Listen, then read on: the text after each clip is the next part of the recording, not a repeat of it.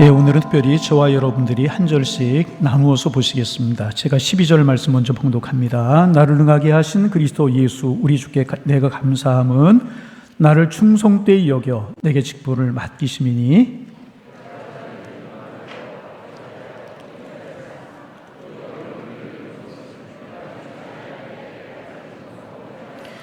우리 주의 은혜가 그리스도 예수 안에 있는 믿음과 사랑과 함께 넘치도록 풍성하였도다.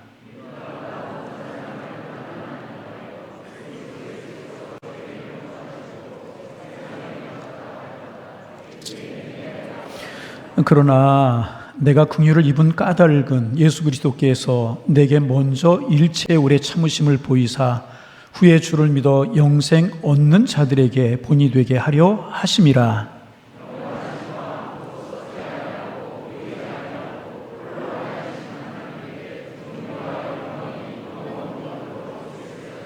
아멘. 찬양. 어린 시절에 제가 어린 시절이 아니고 저희들의 자녀들이 어린 시절에 태우고 여행을 할 때에 한두 번 지나가는 곳이 있습니다. 바로 터널인데요. 그 터널을 지나갈 때 그 자녀들이 하는 게임이 있습니다. 야, 이 터널이 시작해서 끝날 때까지 숨을 참자. 그리고는 영을 쓰면서 참기도 했던 그런 모습을 봅니다. 요즘에도 영동고속도로를 지나가다 보면 터널들이 많은데 얼마나 많은지 아마 숨을 참았다가는 정말 힘든 그런 곳입니다. 그런데 왜 제가 터널 얘기를 하느냐 하면 이 터널을 통과하는 것과 믿음의 사람들이 해야 할 일들이 너무나 비슷한 것들이 많다는 거죠. 여러분, 터널을 통과할 때 제일 먼저 해야 될 것이 뭔지 아세요? 창문을 올리는 겁니다. 창문을 닫는 거예요. 그건 뭐냐면 밖의 공기가 너무 나쁘고 더럽기 때문에 그 공기가 차 안으로 유입되지 않도록 하기 위해서 창문을 닫아야 됩니다. 또 한 가지는 뭐냐면 라이트를 켜야 돼요. 밝혀야 돼요. 어두운 곳을 통과하기 때문에 그곳이 밝게 보여야 돼요. 또 한 가지는 요즘에는 단속도 한다고 그럽니다만 뭐가 있냐면 차선을 움직여서는 안 돼요. 터널 안에서는 차선 변경을 할 수가 없어요. 자, 이게 무슨 신앙의 생활과 관계가 있는가? 그 관계는 다른 것이 아니라 우리가 예수를 믿고 직분을 받고 신앙생활 잘 하려고 그러면 세상적인 것과의 어떤 관계는 끊어져야 되는 거예요. 더럽고 추악한 것들에 대한 것들과는 멀리해야 된다는 거죠. 그래야 거룩한 사역을 감당할 수 있습니다. 우리는 생각합니다. 주님의 일을 한다라고 하지만은 정말 내가 생각해 볼 때 저게 정말 주님이 원하시는 일일까라고 하는 생각을 행할 때 그렇지 못함을 느낍니다. 또 한 가지는 뭐냐면 갈 길을 밝히 비추는 것이라고 했죠. 아까 라이트를 켠다고 했잖아요. 그게 뭐겠어요? 밝게 비춘다라고 하는 얘기는 우리들의 믿음의 삶이라고 하는 것은 항상 뭐가 동행합니까? 행함이 동반이 되는 거죠. 그래서 행함이 동반되는 그런 믿음을 가지고 주변을 비춰 나아가는 그런 모습이 필요하다는 것입니다. 아까 차선을 지키라고 하는 것은 뭐예요? 그 길을 가는데 바로 주님이 가신 그 길, 주님과 동행하는 길, 주님과 함께 그 길을 걸어가는 그 길을 벗어나지 않아야 된다는 거죠. 코로나19로 인해서 여러 가지 어려움들을 가지고 있잖아요. 그런데 그 코로나19에 그런 병 때문에 그것이 위험한 것이 아니라 문제가 있잖아요. 두려움의 문제가 있잖아요. 나가지 못하는 것에 대한 문제가 있잖아요. 서로 만나지 못하는 것들에 대한 문제가 있잖아요. 예배드리지 못함에 대한 문제가 있잖아요. 이런 것들이 더 어렵고 힘들다라고 말할 수 있습니다. 그걸 뒷받침하는 말이 마키아벨리라고 하는 사람이 쓴 군주론이 있지요. 그 가운데 이런 글이 있습니다. 이 세상에서 가장 무서운 것은 가난이나 걱정이나 병이 피해가 아니라 생의 권태다. 권태라는 게 뭐예요? 여러분 권태기 아시잖아요. 의욕을 상실하는 겁니다.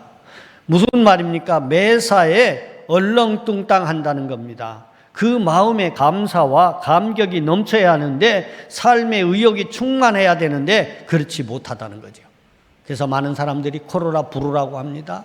또 이제 이 코로나 때문에 우울증이 생기고 그리고 이 코로나 이후에 되어질 그런 일들을 우리는 걱정하고 있습니다. 여러분, 오늘 임직받는 여러분들에게 하나님의 은혜가 함께 하셔서 그들에게 기쁨과 감격이 동반하시기 바랍니다. 이 기쁨과 감격이 없으면 정말로 진정한 믿음의 사람이라 할 수 없기 때문에 그렇습니다.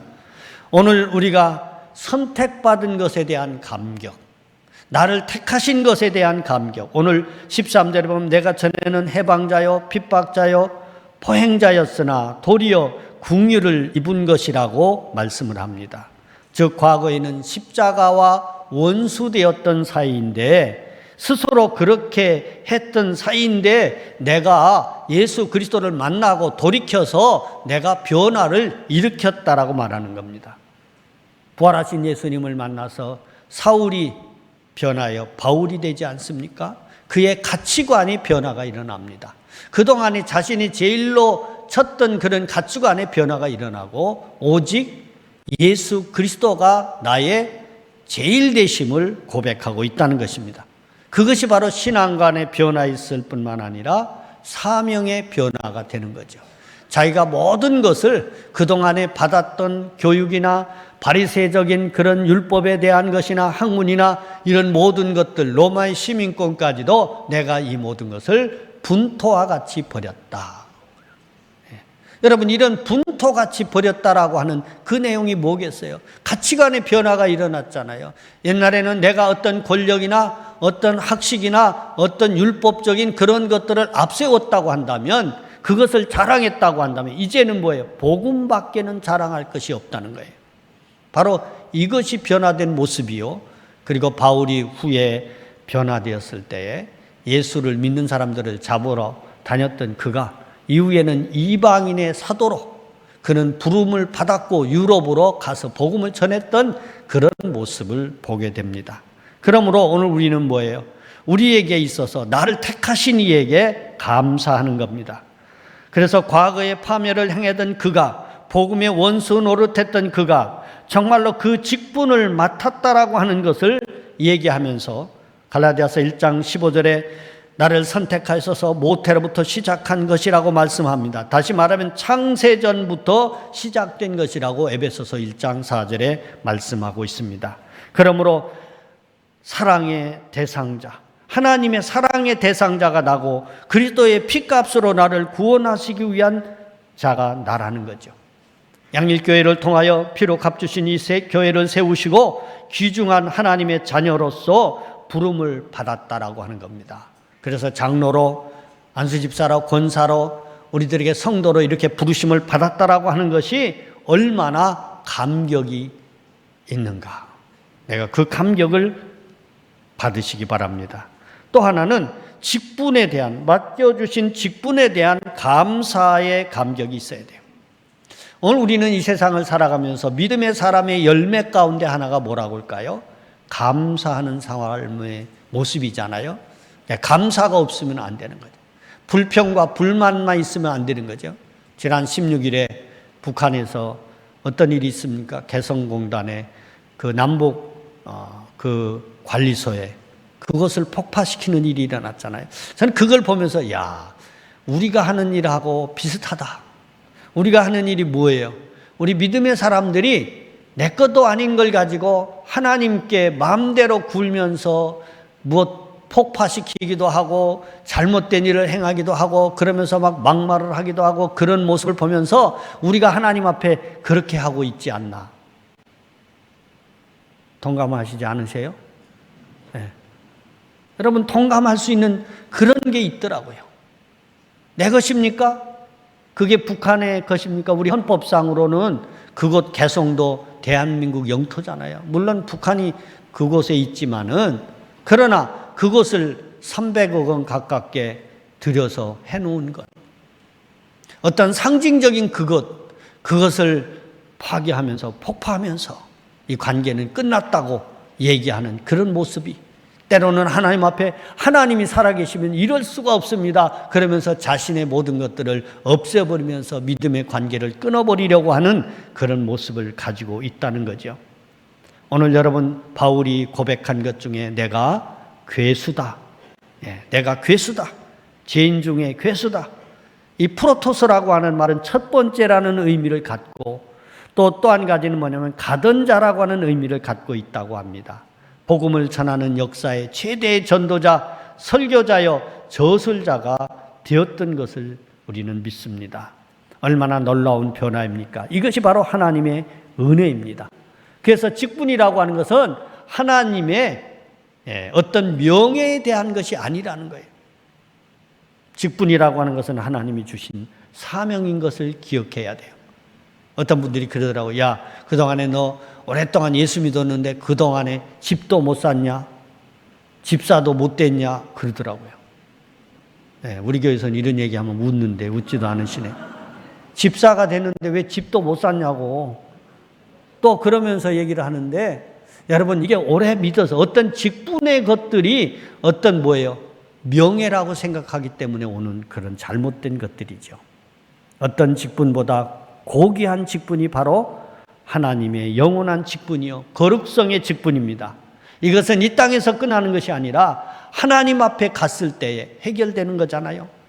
그래서 요한계시록에도 보면 우리들의 행한 대로 모든 것을 행하고 24장로들이 쫙 도열되어 있는 곳에 내가 거기 서 있는 거예요. 주님이 내게 면류관을 주십니다. 의의 면류관, 금면류관, 썩지 아니한 면류관, 정말로 자랑의 면류관, 자녀의 면류관도 있더라고요. 그런 면류관을 내가 받을 때 주님이 이것은 내가 받을 만한 자격이 없습니다. 내가 노력해서 받은 것이 아니라 주님이 주신 은혜로 받은 것이오니 내가 주님께 이것을 드립니다. 그리고 도로 주님께 드릴 수 있는 그런 모습들, 이것이 바로 우리들이 추구해야 할 모습이 아닌가 생각합니다. 오늘 12절에 보면 나를 능하게 하신 그리스도 예수 우리 주님께 내가 감사함은 이라고 말합니다. 여기서 나를 능하게 하신 분, 나를 어떤 것들을 감당하게 하신 분, 이 모든 것들을 감당케 하신다는 거예요. 제가 이제 제 이름이 있잖아요. 그런데 제가 노회장이지만 어떤 분이 저를 보고 그러더라고요. 코로나 노회장이라고 그러더라고요.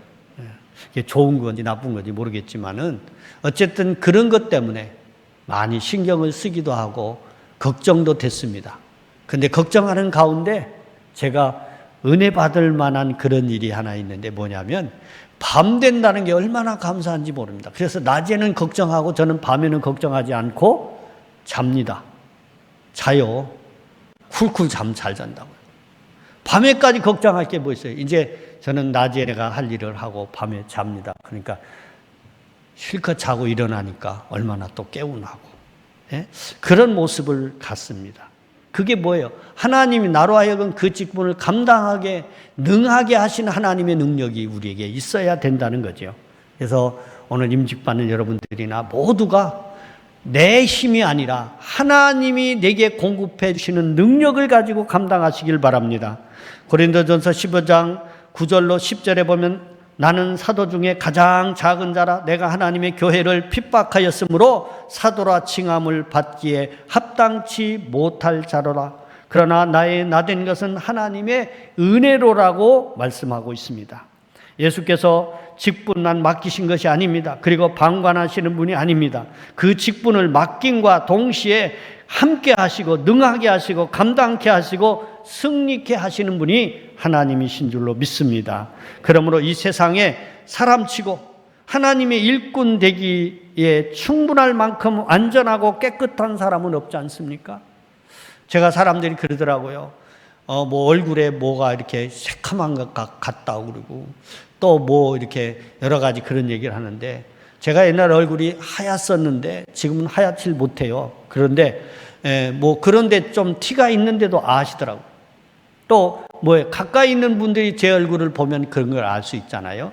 무슨 말을 하려고 합니까? 우리가 흠도 있어요. 다 다 결점이 있어요. 그러나 뭐예요? 그런 깨끗하고 순수한 사람이 없듯이 하나님께서 그런 순수하게 일을 감당할 수 있도록 은혜 주시기 때문에 감당할 수 있다는 거예요. 그래서 이 존귀하고 궁일의 관을 씌워주시는 것을 통해서 천사도 흠모하는 그런 사명과 직분을 우리에게 주신 줄로 믿습니다. 이제 이 코로나가 물러나길 위해서 물론 기도해야 되겠지요. 그러나 물러나는 것뿐만 아니라 이 코로나19 때문에 정말로 대한민국이, 우리 한국교회가, 우리 양일교회가, 여러분들의 가정이 복된 믿음의 가정이 되실 수 있기를 주의 이름으로 축원합니다. 하나님